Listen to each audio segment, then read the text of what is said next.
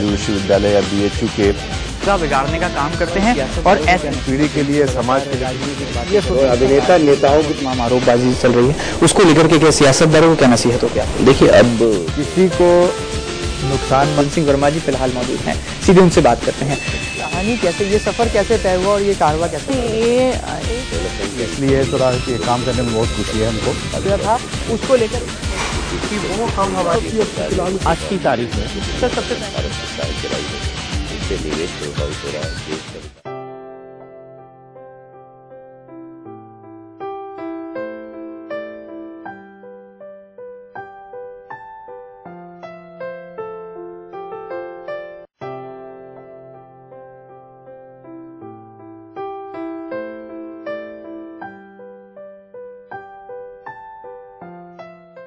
नमस्कार, city news के खास प्रोग्राम सिटी टॉक में एक बार फिर आपका बहुत बहुत स्वागत है। आज हम बात करने वाले हैं सोशल वर्कर, सामाजिक कार्यकर्ता और अब आम आदमी पार्टी से इंदौर लोकसभा के प्रत्याशी श्री अनिल त्रिवेदी जी के साथ। अनिल जी, आपका बहुत बहुत स्वागत है सिटी न्यूज पर। आपको भी बहुत बहुत धन्यवाद। वॉक द टॉक की शुरुआत करें, उसके साथ ही सवालों की फहरिस्त भी शुरू करते हैं और अनिल त्रिवेदी जी से जानने की कोशिश करते हैं कि राजनीति के मैदान में आने के बाद अब कैसा वो महसूस कर रहे हैं और खासतौर पर आम आदमी पार्टी जो कि इस देश में एक विकल्प के तौर पर उभरी है, उसके नुमाइंदे बनने के बाद, उसके औपचारिक प्रत्याशी बनने के बाद किस तरह की रणनीति और नीति तैयार की उन्होंने इंदौर संसदीय क्षेत्र के लिए। सर, किस तरह से इंदौर की लोकसभा सीट के लिए आपने रणनीति तैयार की है और मैं हूं आम आदमी, इस नारे के साथ अब पूरी तरह से आप चुनाव मैदान में उतरेंगे? देखिए, इंदौर का आम आदमी बहुत दिनों से लाचारी महसूस कर रहा था। जी। मुझे लगता है कि पिछले 2-3 सालों में जो घटनाक्रम हुआ, भ्रष्टाचार के खिलाफ और लोकपाल को लेकर जो आंदोलन खड़ा हुआ, उसने आम आदमी की बेचैनी को एक वे आउट दिया है। आम आदमी पार्टी न केवल भारतीय राजनीति में विकल्प है, बल्कि परिवर्तन का संकल्प भी है। सबसे बड़ी बात यह है आम आदमी पार्टी के साथ में कि इसके पास स्वयं स्फूर्त आम जनता का सहयोग है। हमारे पास यथास्थिति के पोषक, मैनिपुलेटिव राजनीति करने वाले नेताओं की जमात बिल्कुल भी नहीं है, पर कमिटेड आम जनता, चाहे उसमें डॉक्टर हो, वकील हो, झोपड़पट्टी के हो, ठेला चलाने वाले हो, रिक्शा चलने वाले हो, यही हमारी ताकत है। नौजवान हमारी सबसे बड़ी ताकत है। और मुझे ये लगता है कि इस समय इंदौर में मनस्थिति बदल चुकी है। लोग परिवर्तन करना चाहते हैं, लोगों की लाचारी टूटी है और जो मन में ये बेचैनी थी कि हम कुछ कर नहीं पा रहे हैं, इंदौर अब ये सोच रहा है कि करने का समय आया है, मौका मिला है। हाँ, मौका मिला है। ये मुझे पिछले 2 दिन में यही महसूस हुआ। इतने सारे लोगों के स्वयं स्फूर्त सहयोग हमारी ताकत है। बिल्कुल। सर, कैसा लगता है आपको? सामाजिक क्षेत्र में आप सक्रिय हैं कई सालों से, आपने अपना जीवन समर्पित किया है, कहा जाए, सामाजिक विकास के लिए। अब जब मौका मिला है लोकतंत्र की प्रणाली में उतरने का, संसद में नुमाइंदगी का, तो किस तरह से देखते हैं? क्योंकि ये आज का जो दौर है, ये नकारात्मक राजनीति का दौर है। ये ऐसा दौर है जब लोकतंत्र में मर्यादाओं का कहीं कोई ख्याल नहीं रखा जाता, राजनीति हर बात पर होती है, सियासत हर बात पर होती है, जनता के सरोकार कहीं दूर हो जाते हैं। तो ऐसे में लगता है कि इस गंदगी भरे क्षेत्र में जब आप उतरे हैं, तो जो जिस झाड़ू के बूते पर उतरे हैं, वो साफ सफाई कर पाएगी? देखिए, ये भारत हमारा घर है, इंदौर हमारा घर है ना। इसमें यदि गंदगी है तो उसके लिए जवाबदार भी हम ही हैं। बिल्कुल। तो अब मौका है कि झाड़ू हाथ में लें और इंदौर की पूरी सफाई करें, भरपूर सफाई करें। लोकतंत्र भारत का बड़ा ऊर्जावान है। 65 साल के लोकतंत्र में भारत ने बहुत ताकत ग्रहण की है। इंदौर एक ऐसा शहर है जो सरकारी शहर नहीं है, असरकारी शहर है। ये व्यापार और व्यवसाय की राजधानी है, मध्य प्रदेश का सबसे बड़ा शहर है। मैं ये मानता हूँ कि यहाँ पर सबसे बड़ा मुद्दा जो है कि जो लोग स्वयं उद्यमिता में लगे हुए हैं और व्यापार व्यवसाय लगे हुए हैं, उनको सहूलियतें देनी चाहिए, उनके प्रश्नों को हल किया जाना चाहिए, उनको मदद की जानी चाहिए। जैसे रेडीमेड गारमेंट में इंदौर शहर जो है वो भारत के नक्शे पे है, पर रेडीमेड गारमेंट की बड़ी इंडस्ट्री नहीं है। इंदौर की बस्तियों में, हर बस्ती में आपको हजारों की संख्या में महिलाएं सिलाई करती हुई मिल जाएंगी, जो मेहनत के साथ करती हैं। क्या उनकी बेहतरी, उनकी समृद्धि, उनकी ताकत को बढ़ाना, ये कोई काम नहीं है क्या? पर इसके ऊपर न तो सरकार का ध्यान जाता है, नहीं जाता है। ऐसे ही हमारी बहुत सारी हुनरमंद लोगों की बस्तियां हैं, जैसे चंपा बाग है, जैसे तोड़ा है, वहां लोहारी उद्योग के लोग कितना काम कर रहे हैं। आप देखिए, कहीं कहीं भी खाली नहीं मिलता। इंदौर के किसी भी गली मोहल्ले में चले जाइए, लोग अपनी छोटी छोटी उद्यमिता के साथ में कुटीर उद्योग लगाए हुए हैं। हम बड़ी बड़ी कंपनियों को बुला के उनको बहुत सारी जमीन दे के इंदौर को विकसित करने का ख्वाब देखते हैं, पर उससे ज्यादा यदि हम इसके ऊपर ध्यान दें कि इंदौर का नागरिक जो स्वावलंबी तरीके से काम कर रहा है, प्रोडक्शन कर रहा है, उसके प्रोडक्शन के पोटेंशियल को बढ़ाएं, तो मैं मानता हूं इंदौर बहुत आगे बढ़ेगा, इंदौर की ताकत बढ़ेगी, इंदौर के व्यक्तित्व को एक पहचान मिलेगी। मेरी पूरी ताकत रहेगी, मेरी पूरी पार्टी की ताकत रहेगी कि जो लोग ऑलरेडी काम कर रहे हैं और अपने प्रयासों से लगे हुए हैं, उनके प्रयासों को हम मदद देने का काम करें। इंदौरीपन के साथ कहीं ना कहीं आप लोकसभा चुनाव मैदान में उतरने वाले हैं, कुछ ऐसा लगता है आपकी बातों से? मैं बॉर्न इंदौरी हूँ। जी जी। 51 से, मतलब बहुत छोटी उम्र से 1960 जब विनोबा यहाँ आए थे, तब मैं 9 साल का था। तब से मैं अपने सार्वजनिक जीवन की शुरुआत मानता हूँ और गांधी लोहिया जयप्रकाश के विचारों से प्रेरित होकर मैंने 42 साल जो हैं सामाजिक क्षेत्र में, राजनीतिक क्षेत्र में काम किया है। मैं टुकड़े टुकड़ों में नहीं सोचता, मैं समग्र रूप से बिल्कुल ठीक सोचता हूँ। मैं राजनीति और समाज कार्य को अलग नहीं मानता। बिल्कुल ठीक बात। एक पहलू है वो। हाँ, एक पहलू है और हमको जीवन को समग्रता से ही देखना चाहिए।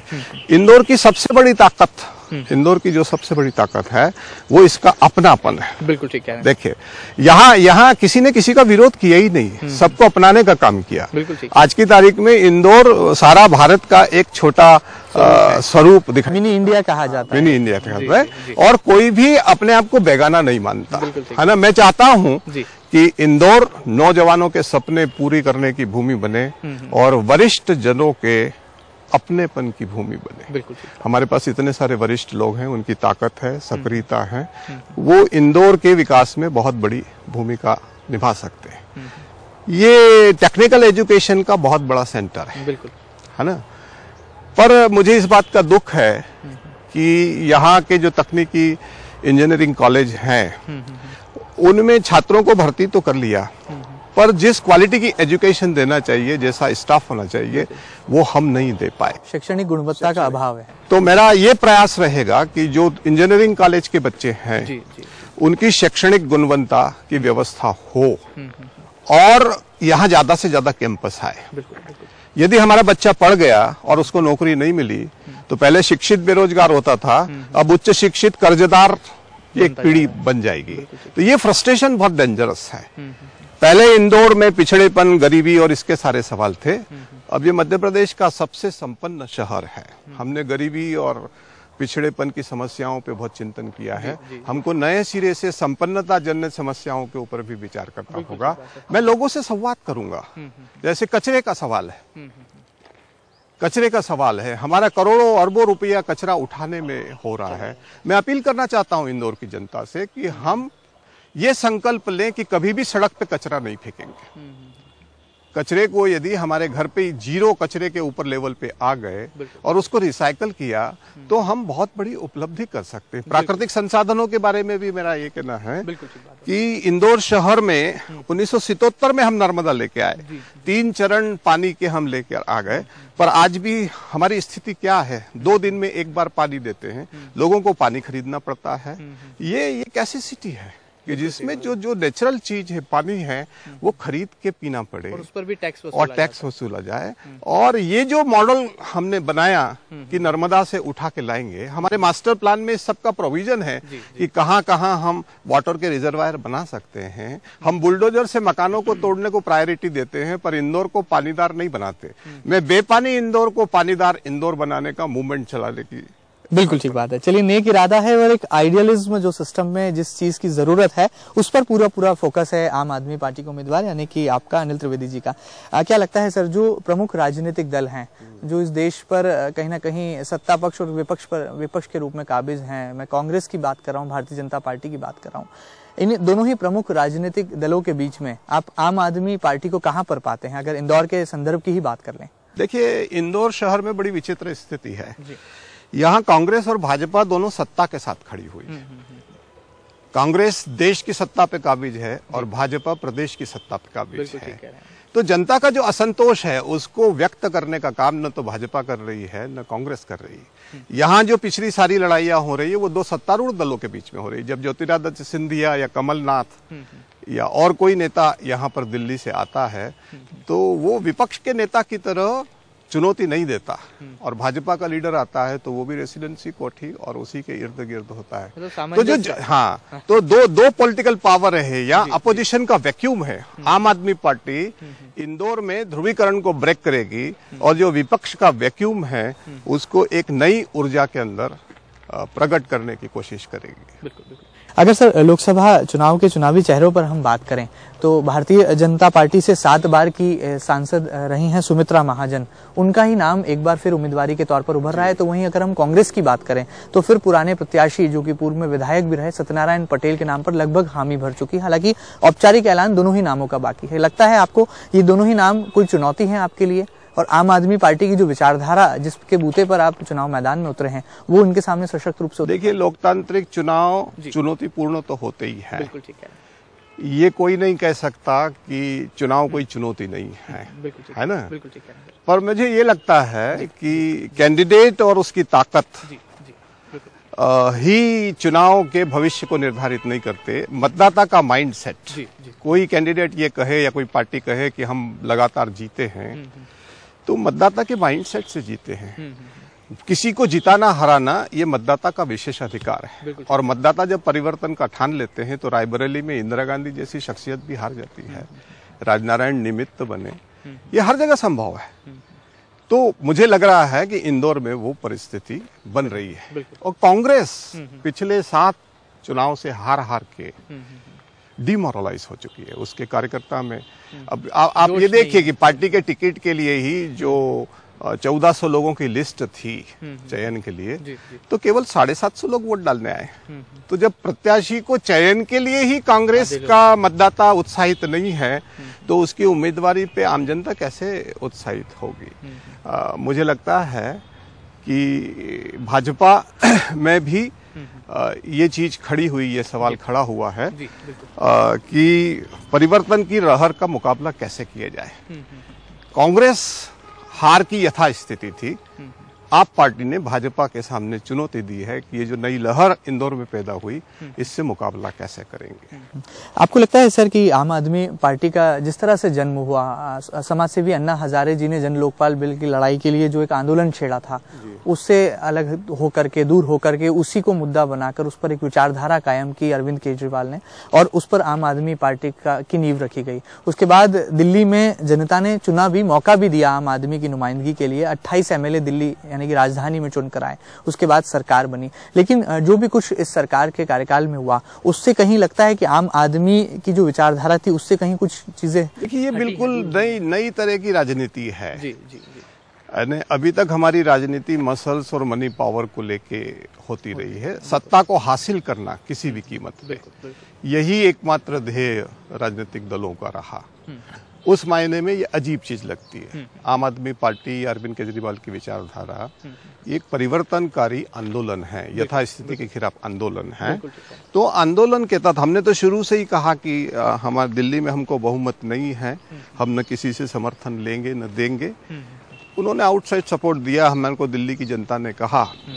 और फिर जब अरविंद भाई ने चिट्ठी लिखी राहुल गांधी को भी और नरेंद्र मोदी को भी मुकेश अंबानी के सवाल को लेके, तो आज तक उनका वो पत्र अनुत्तरित है। उनकी चुप्पी ही हमारी ताकत है कि ये देश कौन चलाएगा, ये देश कौन चलाएगा, अंबानी का साम्राज्य चलाएगा या चुनी हुई लोकतांत्रिक सरकारें चलाएगी। तो इस मायने में एक नई राष्ट्रीय पार्टी के उदय की संभावना अरविंद केजरीवाल जी के नेतृत्व में देश की बदलाव की लहर में मुझे दिखाई दे रही है। आपको लगता है कि अरविंद केजरीवाल ने बतौर दिल्ली के मुख्यमंत्री जिस तरह से पहले धरना दिया पुलिसिया तंत्र के खिलाफ कि केंद्र शासित राज्य हैं, पुलिस के पूरे अधिकार राज्य सरकार को मिलने चाहिए, और उसके बाद गृह मंत्री सोमनाथ भारती का जो रवैया रहा, जो मीडिया के कैमरों में भी कैद हुआ, इससे कहीं ना कहीं जो एक आम आदमी की जो छवि सरकार में बनना चाहिए थी, वो कहीं ना कहीं विलुप्त हुई। देखिए, ये शुभ लक्षण है कि हमारी इतनी तीखी स्क्रूटनी हो रही है, और हम ये चाहते ही हैं। हम ये नहीं चाहते कि हमारी प्रशस्ति ही हो, हमारी खूब आलोचना हो। मतलब आलोचना ही आपकी ताकत है। और हम चाहते हैं कि जो देश में दर्शक समाज है वो पार्टिसिपेटिव समाज बने, पूरी सोसाइटी ऐसी बने, यानी सबको नियंत्रण। यदि आम आदमी जागरूक होकर नियंत्रण नहीं रखेगा, हमारी जितनी आलोचना होगी उससे हमको सुधार करने की मिलेगी, अन्यथा हमको पता ही नहीं लगेगा, फीडबैक नहीं मिलेगा। और अरविंद जी ने 48-49 दिनों में जिस तरीके से काम किया है वो भारतीय राजनीति का एक अद्भुत उदाहरण है कि एक मुख्यमंत्री कैसे सवाल करते। हमारे पास समय कम था, हमको मालूम था कि ये होना है।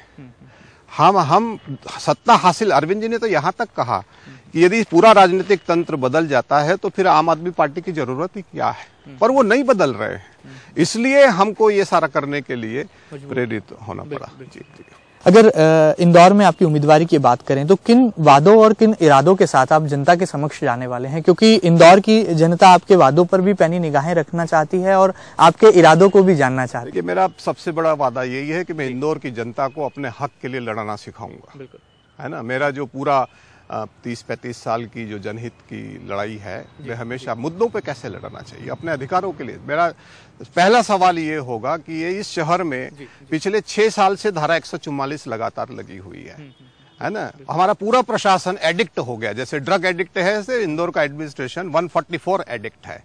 ये इतना इनकॉम्पिटेंट प्रशासन है कि उसको लगता है कि बिना 144 के इंदौर का प्रशासन चलाया नहीं जा सकता। ये कोई आतंकवादी इलाका है? डेमोक्रेसी 144 से कैसे चलेगी? मुख्यमंत्री जी कहते हैं मैं मीसा में रहा 19 महीने, नागरिक आजादी का मतलब क्या होता?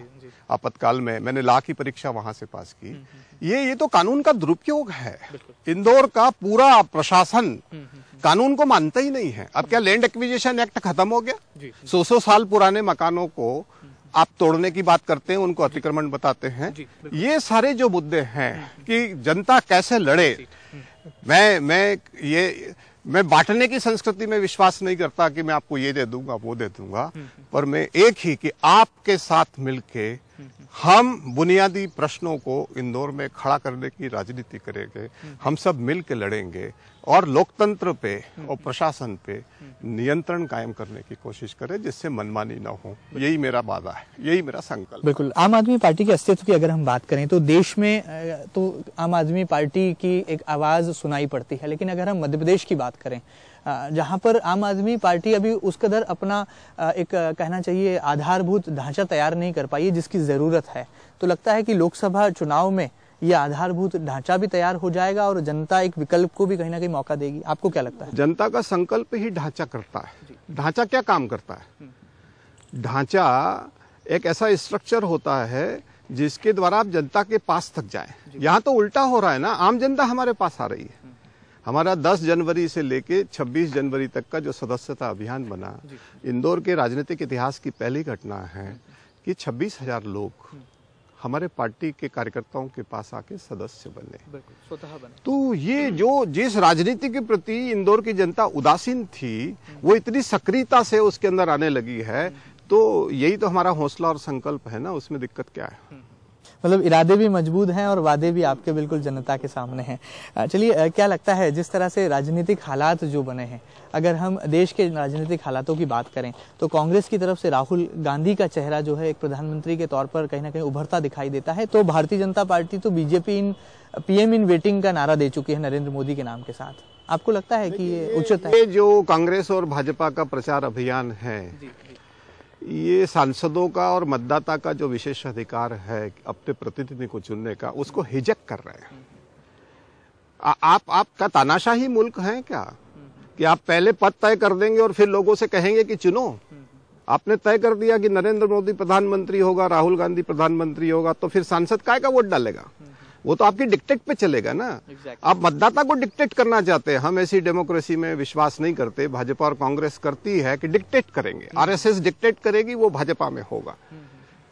सोनिया गांधी, राहुल गांधी डिक्टेट करेंगे। तो स्वतंत्र चिंतन ही यदि कांग्रेस भाजपा के कार्यकर्ता का नहीं है, देश के प्रति कमिटमेंट ही नहीं है, और लोकतंत्र के प्रति निष्ठा ही नहीं है, तो इतना बड़ा भारतीय लोकतंत्र जो 65 साल से चल रहा है और जिसकी ताकत इतनी है कि उसके कारण पूरी सार्क कंट्री के अंदर चुनाव होने लगे और डेमोक्रेसी मजबूत हुई। भारत कोई छोटा मोटा देश नहीं है, भारत को एक व्यक्ति नहीं चला सकता।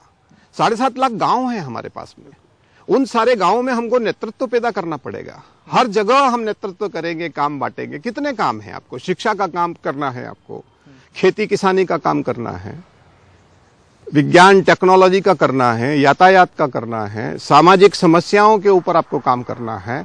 क्या अकेला नरेंद्र मोदी या राहुल गांधी कर सकते हैं क्या? ये बनावटी प्रचार नहीं। हमारा भरोसा प्रचार से ज्यादा विचार में है, क्योंकि हम मानते हैं कि मनुष्य सभ्यता ने जो कुछ भी बदलाव किया है वे विचारों की बदौलत किया है। चलिए, अब आज जाते जाते जनता ये जानना चाहती है कि आपका 24 घंटा किस तरह से बीतता है। अब उम्मीदवार बनने के बाद किस तरह की तैयारी में आप जुटे हैं? क्या जनसंपर्क कर रहे हैं? किन माध्यमों से आप जनता तक अपनी बात, आम आदमी की नुमाइंदगी? मैं हर तरीके से, मैं कल सुबह ही इंदौर पहुंचा और मेरे पहले से पूर्व निर्धारित कार्यक्रम थे, तो मैंने उनको कैंसिल नहीं किया। उम्मीदवार बनने के पहले जहां के मेरे कमिटमेंट थे, मैं वहां लोगों से मिला। बहुत अच्छा ग्रामीण क्षेत्र बेटमा के आसपास के इलाकों में मेरे कार्यक्रम थे। शहर में हुए, धरना में, पार्टी के धरना में गए और शाम को पार्टी कार्यकर्ताओं के साथ किए। और कल पूरा दिन भर तो इंटरव्यू देते हुए और फोन कॉल अटेंड करते हुए, वो क्रम अभी भी टूटा नहीं है।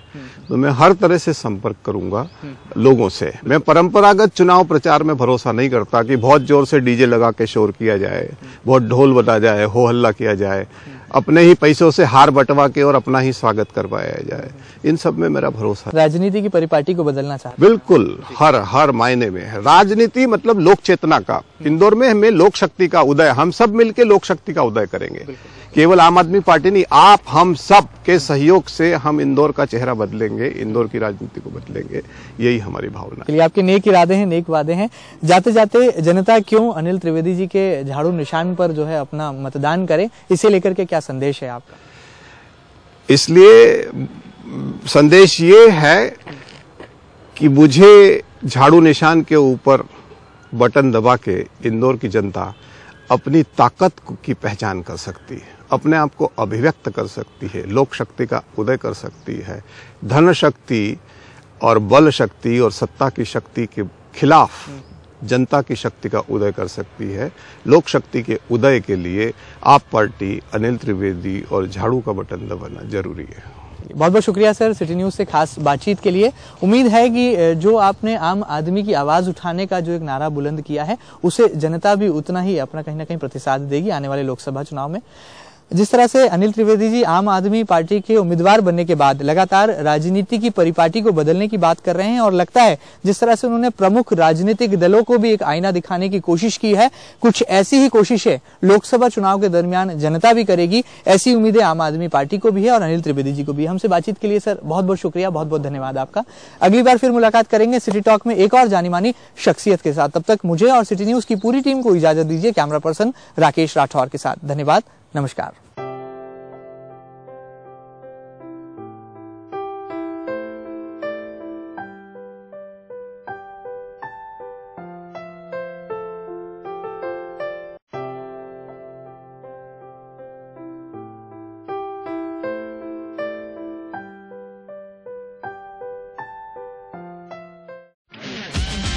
विश्वविद्यालय या बीएचयू के बिगाड़ने का काम करते हैं और ऐसे पीढ़ी के लिए, समाज के लिए ये अभिनेता नेताओं की तमाम आरोपबाजी चल रही है, उसको लेकर के क्या सियासतदारों को क्या नसीहत हो? क्या देखिए, अब किसी को नुकसान। मन सिंह वर्मा जी फिलहाल मौजूद हैं, सीधे उनसे बात करते हैं। कहानी कैसे, ये सफर कैसे तय हुआ और ये कारवा कैसे? इसलिए थोड़ा काम करने में बहुत खुशी है हमको। था उसको लेकर वो काम हमारी आज की तारीख में सबसे निवेश प्रभावित हो रहा है।